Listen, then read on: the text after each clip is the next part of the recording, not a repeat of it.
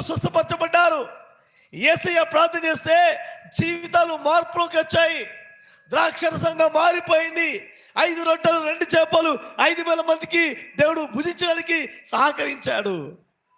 నీవు నేను చేయవలసిన పని ఏంటి తెలుసా? ప్రార్థన చేయాలి. ఆమేన్ చెప్పండి. హల్లెలూయా. ఏమని ప్రార్థన చేయాలి?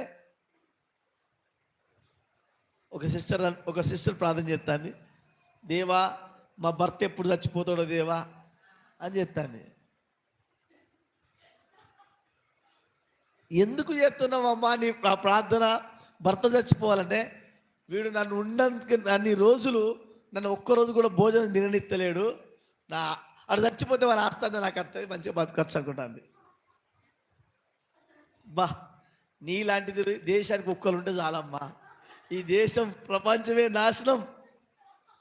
ప్రార్థనా జీవితం ఉండాలి.